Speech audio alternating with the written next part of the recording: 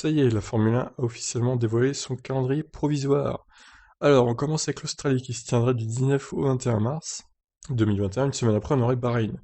Du 9 au 11 avril, on aurait la Chine en troisième course.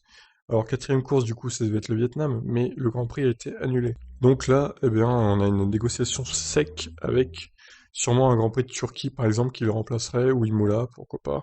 Donc ensuite, du 7 au 9 mai, on a l'Espagne, Monaco du 20 au 23 mai, Azerbaïdjan du 4 au 6 juin, Canada une semaine après, la France du 25 au 27 juin en Castellet toujours, l'Autriche du 2 au 4 juillet, donc une semaine après la France, le Royaume-Uni du 16 au 18 juillet, la Hongrie du 30 au 1er août, la Belgique du 27 au 29 août, du 3 au 5 septembre, du coup, une semaine après, on aurait les Pays-Bas, et une semaine après encore, on aurait l'Italie à Monza. Donc cette fois, les Pays-Bas s'intercalent entre la Belgique et l'Italie.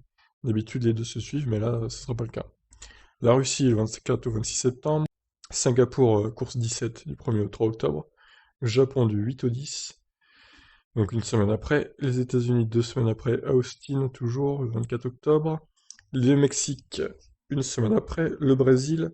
Alors, le Brésil qui serait toujours à Sao Paulo, à Interlagos, du coup. Ça, c'est une bonne nouvelle.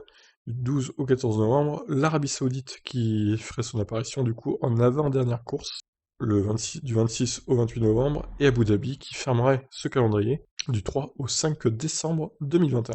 Donc voilà ce que ça donnerait, ce fameux calendrier provisoire en attente, évidemment, du Round 4 qui serait sûrement le Grand Prix de Turquie selon les dernières rumeurs, puisque le Vietnam a déclaré forfait suite à des problèmes de corruption, d'après ce que j'ai lu dans un précédent article. Donc voilà.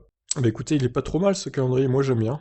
Alors je remarque qu'il n'y a pas de week-end sur 2 jours, hein, visiblement. Tous les Grands Prix que je vois, ils se déroulent du vendredi au dimanche, donc c'est assez étonnant. Peut-être qu'ils ajusteront ça, la saison, courant de saison prochaine, ça sera ajusté le calendrier, mais bon, pour l'instant en tout cas, ce n'est qu'un calendrier provisoire, mais on est bien parti évidemment pour que ce soit celui-là.